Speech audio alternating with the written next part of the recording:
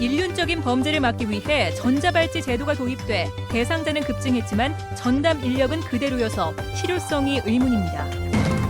대구 시내버스 개혁안이 진통 끝에 마무리돼 전면적인 노선 개편은 다음 달부터, 준공영제 개혁안은 내년부터 적용됩니다. 영천 항공산업의 성공을 위한 기획보도. 오늘은 세계 3대 항공도시 캐나다 몬트리올 핵심 기업들의 시너지 효과를 알아봅니다. 새누리당 유승민 원내대표가 사퇴를 거부하고 있는 가운데 사퇴 권고안이 내일 의원총회에서 채택될지에 관심이 쏠리고 있습니다. 네, 여러분 안녕하십니까? 대구 경북 소식 전해드립니다. 지난 2006년 서울 용산에서 발생한 어린이 성폭행 살인 사건 이후 반인륜적인 범죄를 막기 위해 전자발찌 제도가 도입됐습니다. 제도가 도입된 2008년에 비해 대상자가 14배나 늘었지만 전담 인력은 제자리 걸음이어서 실효성에 의문이 나오고 있습니다. 윤영균 기자가 취재했습니다. 전자발찌를 부착하면 24시간 내내 어디에 있는지 실시간으로 감시를 받습니다. 어린이 성범죄를 저질렀던 사람들은 학교나 어린이집 근처에만 가도 경고음이 울립니다. 머물거나 지나가게 되면 경보가 발생해서 저희가 거의 따라 조치하고 있습니다. 전자발찌는 처음에는 성폭력 범죄에만 적용됐지만 미성년자 유괴와 살인죄에 이어 지난해는 강도죄로 적용 범위가 확대되고 있습니다. 처음 도입된 2008년에는 150여 명이 전자발찌를 찾지만 지난해에는 2,000명을 넘었고 올해는 벌써 넉 달 만에 지난해 수준을 넘어섰습니다. 법무부는 효과도 크다고 밝혔습니다. 발찌 시행 위에 성폭력 사범의 동정 재범률은 8분의 1 수준으로 줄었습니다. 그다음에 전자발찌 훼손도 선진국에 비해서 선진국이 1에서 2% 정도의 훼손율이 있습니다. 그렇지만 저희들은 0.4%대를 유지하고 있습니다. 하지만 운영상의 문제도 많습니다. 전자발찌 대상자는 많이 늘고 있지만 감시 전담 인력은 제자리 걸음이다 보니 1인당 감시 대상자는 외국에 비해 4배, 법무부가 정한 적정 감시 인원보다도 2배 정도나 많습니다. 관리 인력이 부족한 이런 상황에서 살인죄라든지 강도죄 같은 상대적으로 보호 필요성이 적은 범죄자들까지 이렇게 대상을 확대하는 것은 오히려 아동 성범죄 피해자들과 같이 보호가 절실한 그런 피해자들한테 오히려 피해가 갈 수 있는. 또 전자발찌 적용 범죄 확대에 비판의 목소리도 여전한 가운데 전자발찌를 통해 비명소리나 맥박, 체온까지 수집하겠다는 계획 역시 지나친 인권 침해라는 비판이 나오고 있습니다. MBC 뉴스 윤영균입니다. 진통을 겪은 대구 시내버스 개혁안이 마무리됐습니다. 전면적인 노선 개편은 다음 달부터, 준공영제 개혁안은 내년부터 적용하기로 했는데 대구시는 대시민 담화문을 발표하고 시민들의 협조를 당부했습니다. 금교신 기자가 보도합니다. 다음 달부터 시행되는 노선 개편의 핵심은 도시철도 3호선을 위주로 한 노선 개편과 혁신도시 등 신개발 지역으로의 신규 편성입니다. 도시철도와 중복되거나 긴 노선 등 17개 노선이 폐지되고 33개 노선이 변경돼 시내버스로 한 번에 갈 수 있었던 상당 구간이 도시철도를 갈아타도록 바뀌었습니다. 이에 따라 버스 노선의 40%가 바뀌었고 기존 노선 150대가 줄면서 환승률은 26%로 올라가게 됐지만 시민들의 불편은 피할 수 없게 됐습니다. 시민 여러분들께서도 노선 개편에 따른 초기 혼란과 환승으로 인한 불편이 조금 따르더라도 시민 편의와 소중한 세금을 절감해가는 과정에 적극 동참해 주실 것을 부탁드립니다. 세금 먹는 공룡으로 지적되어온 준공영제 혁신안은 표준 운송원가 산정 방식을 개선하고 사업주에게 자율 경영권을 부여하는 것으로 대구시와 버스업체가 합의했습니다. 버스 회사에 일정한 운영비를 주고 남는 만큼 이익으로 가져가도록 한 것입니다. 이번 합의로 대구시는 5년간 재정 지원을 동결하는 효과를 얻었고 버스 회사는 합법적인 수익 증대와 노조와의 임금 협상에서 우위를 갖는 이익을 보게 됐습니다. 지금 현재 수준 한 950억 내지 1,000억대에서 묶는다 하면은 그 5년간의 우리가 절감 재정을 자연 증가율에 비해서 이거를 묶어 놓으면은 한 2천억 정도 될 거라고 생각합니다. 대구시는 버스 회사들이 비용 절감에 몰두하면서 서비스와 안전 문제가 생길 수 있다고 보고 정기 안전검사와 회계감사 등을 의무화하고 이를 거부하면 퇴출시킬 수 있는 조례를 만들기로 했습니다. 시민 불편을 감수하면서 전국 최초로 마련한 대구 시내버스 준공영제 개혁안이 얼마나 효과를 거둘지 시험대에 올랐습니다. MBC 뉴스 금교신입니다. 국회법 개정안을 빌미로 대통령으로부터 사퇴 압력을 받은 새누리당 유승민 원내대표. 친박 의원들의 사퇴 압박이 거센 가운데 사퇴 여부가 내일 판가름 날 전망입니다. 박재형 기자가 보도합니다. 이른바 유승민 정국을 풀기 위해 김무성 대표를 비롯한 새누리당 지도부가 내놓은 카드이자 최후 통첩은 사퇴 권고 결의안입니다. 결의안 채택 여부는 내일 오전 9시 의원총회에서 결정하기로 했습니다. 유승민 원내대표가 내일 의총에 이르기 전에 오늘 중에 뭔가 어떻게 보면 좀 자기 희생적 결단을 좀 내려주었으면 하는 그런 정치적 함의가 깔려 있다고 봅니다. 그동안 사퇴는 안 된다고 주장했던 비박계 지역 국회의원들도 유 대표가 벼랑 끝에 내몰린 것으로 판단하고 내일 의총에서 어떤 식으로 입장 정리가 될 것인지 촉각을 곤두세우고 있습니다.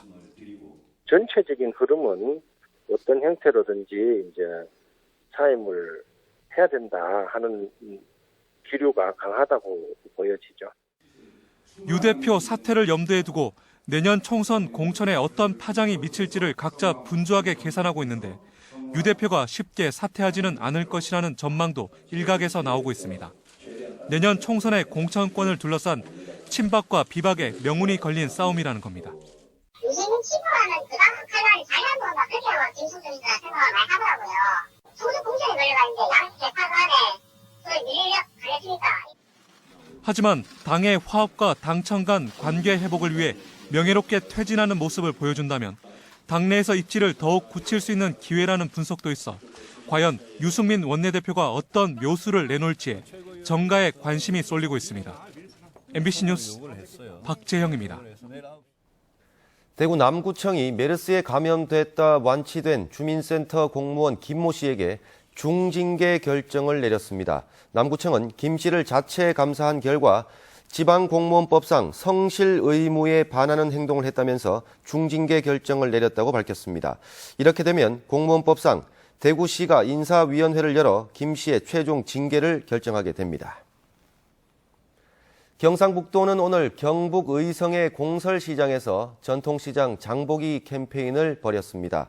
메르스로 침체된 전통시장을 살리기 위해 의성을 찾은 경북기관단체 직원들은 캠페인을 벌인 뒤 500만 원 상당의 온누리 상품권으로 상품을 구매했습니다. 경상북도는 메르스로 전통시장 방문객이 절반으로 줄어든 만큼 시장 활성화를 위해 장보기 행사를 지속적으로 추진할 방침입니다.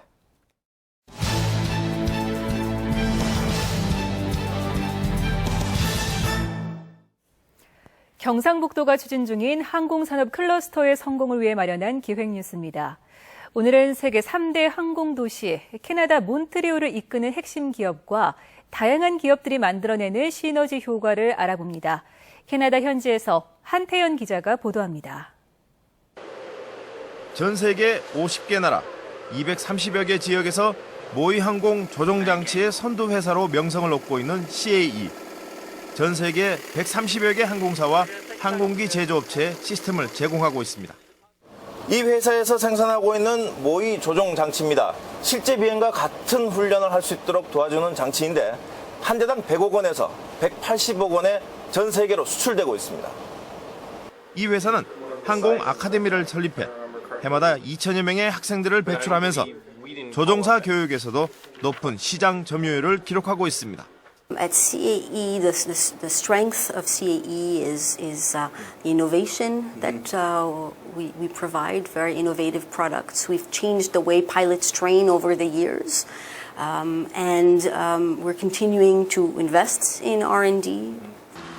각종 항공기 부품을 비롯해 민간 항공기를 제작하는 캐나다의 대표적 기업 봄바르디어. 현재 C 시리즈를 제작해 전 세계 여객기 시장에서 보잉과 에어버스에 이어 3위를 달리고 있습니다. 몬트리올에 본사를 둔 이 회사는 지난해 20조 원의 매출을 기록해 지역 고용 창출과 소득 증대에 앞장서고 있습니다. Very important, and I think Bombardier has contributed, very strongly to the economy, here in Montreal. You actually, discover when you come here to Montreal a number of other companies that are active in the aerospace sector. There is a true aerospace cluster in Montreal, and that's something that Bombardier is very proud of to have been able to contribute to that development locally here. 몬트리올 클러스터에는 완제기뿐만 아니라 크고 작은 300여 개의 항공 관련 기업들이 함께 모여 서로 도움을 주고받는 시너지 효과를 내고 있습니다. 몬트리올에는 세계 3대 항공 도시에 걸맞게 제품의 생산과 검증, 교육 등 거의 모든 분야에 걸친 업체들이 모여 있습니다. 업체들이 모여 시너지 효과를 내고 있어 산업 클러스터의 효과를 톡톡히 보고 있습니다. 캐나다 몬트리올에서 MBC 뉴스 한태현입니다. 폴리아닐린이란 소재는 플라스틱인데도 전기가 통하는 고분자 물질이어서 차세대 소재로 각광받고 있습니다. 하지만 합성과 공정이 복잡해 아직 상용화되지 않고 있는데 포스텍 연구팀이 얼음으로 활용도를 높이는 데 성공했습니다. 임재국 기자가 보도합니다. 얼음이 담긴 틀에 전기가 통하는 고분자 물질인 아닐린 용액을 넣고 산화제를 뿌립니다. 색깔이 없던 얼음 시트가 서서히 푸른색으로 변하면서 폴리아닐린이 만들어집니다. 포스텍 연구팀이 얼음의 특성을 활용해 나노 두께의 폴리아닐린을 만드는 데 성공한 것입니다. 얼음이 되게 잘 알려져 있는 육각형의 구조를 형성하고 있는데 그 위에서 아닐린이 수소 결합을 통해서 수직 정렬된 채로 이제 배양을 하게 됩니다. 그 이후에 이제 중합판을 거치게 되면은 저희가 원하는 나노 시트 형태의 폴리아닐린을 합성할 수 있습니다. 이렇게 만들어진 시트는 기존 폴리아닐린보다 전도도가 40배가 넘고 합성 후 얼음을 녹여내 다른 기판에 옮기기도 쉬워 여러 형태로도 만들 수 있습니다. 특히 1제곱미터 합성 비용이 9,000원에 불과하고 얼음을 틀로 이용하기 때문에 친환경적입니다. 본 연구진이 개발한 이 전도성 고분자는 전기가 매우 잘 통할 뿐만 아니라 매우 유연한 특징을 가지고 있기 때문에 향후 미래 디바이스로 불리는 다양한 유연 소재의 전극으로 활용될 수 있을 것으로 생각하고 있습니다. 이번 연구 결과는 국제적 화학 학술지인 안게반테 케미의 상위 10%에 해당하는 중요 논문으로 선정됐습니다. MBC 뉴스 임재욱입니다. 중소기업 중앙회가 20대 이상 국민 1,000명을 대상으로 조사한 결과 응답자의 78%가 대형마트 영업시간 제한에 동의한다고 답했습니다. 골목 상권, 전통시장 보호와 소비자 편의 가운데 어느 것이 우선적으로 고려돼야 하느냐는 질문에는 응답자의 56%가 골목 상권과 전통시장 보호를 선택했습니다. 안동시가 1,000원짜리 지폐에 새겨진 퇴계 이황 선생을 활용해 도시 홍보에 나서고 있습니다. 1,000원권으로 만든 현금 기념품이 외지인들로부터 큰 인기를 끌면서 더 만들기로 했습니다. 조동진 기자가 보도합니다. 안동시가 퇴계 이황 선생의 얼굴이 그려진 1,000원권으로 만든 현금 기념품입니다. 1,000원권 지폐를 크리스탈 케이스에 넣고 선생을 상징하는 매화를 그려 넣었습니다. 케이스 하단에는 퇴계처럼 겸손과 섬김의 리더로 존경받는 인물이 된다라는 글귀가 새겨져 있습니다. 이 기념품을 선물 받은 사람들은 퇴계 선생의 정신을 본받고 훌륭한 인물이 될 수 있다는 정서적 위안과 자부심을 느낍니다. 특히 외국인에게는 안동을 가장 쉽게 홍보하고 가슴에 와닿게 하는 효과도 있어 현금 기념품 선물은 누구나가 좋아합니다. 스님한테 그 도산소원에 대한 설명하니까 그분들이 도산소원에 대한 이해도 빨라지고 그리고 선물로 줬을 때는 그분들도 아주 좋아했습니다. 안동시가 지난해 1,500개를 제작해 중앙부서 방문객과 외국인 관광객에게 선물한 결과 금방 돈이 나 버렸습니다. 색다른 아이디어에 기존의 기념품보다 훨씬 가치 있다는 평가했습니다.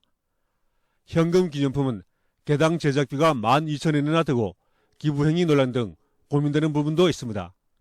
안동시는 그러나 외국인에게 홍보 효과가 탁월해 선별적으로 배부하면 큰 문제가 없다고 보고 추가 제작에 나설 계획입니다. 퇴계 선생의 섬김과 배려 정신을 이어받을 수 있는 인물로 존경받을 수 있다라고 해서 특히나 중국 관광객들한테 인기가 있어서 추가로 제작할 계획을 가지고 있습니다. 500여 년 전 정신적 사표였던 퇴계 선생이 오늘날 다시 안동을 알리고 되살리는 1등 공신이 되고 있습니다. MBC 뉴스 조동진입니다. 내년 연말 개통되는 상주 영덕간 고속도로 영양나들목의 명칭이 변경될 것으로 보입니다. 청송군은 최근 영양 IC의 위치가 행정구역상 청송군 진보면에 속해 있는 만큼 청송이나 진보라는 지명이 포함된 새 이름으로 바꾸도록 도로공사에 요구할 계획입니다. 도로공사의 명칭 기준은 나들목 소재지의 행정구역명을 하도록 돼 있어 청송군의 요구가 관철될 것으로 보입니다. 경상북도는 오늘 농업자원관리원 잠사곤충사업장에서 농촌진흥청과 전국 잠업 관련 기관장 등 30여 명이 참석한 가운데 누에 및 뽕나무 신품종 육성을 위한 포럼을 열었습니다. 참가자들은 뽕나무 신품종의 재배상 유의점과 동충하초 시험평가에 대해 의견을 나누고 누에 사육 시험 시설을 견학했습니다. 내일은 상주시의 양잠 농가를 방문해 뽕나무 묘목 및 오디 생산 현장을 둘러보고 현장의 애로사항을 파악할 예정입니다. 오늘 오전 9시 반쯤 청도군 화양읍의 한 도로에서 시내버스와 1톤 화물차가 충돌했습니다. 이 사고로 화물차 운전자와 버스 승객 등 11명이 다쳐 인근 병원에서 치료를 받았습니다. 경찰은 화물차가 중앙선을 넘어 사고를 낸 것으로 보고 블랙박스 등을 토대로 정확한 원인을 조사하고 있습니다.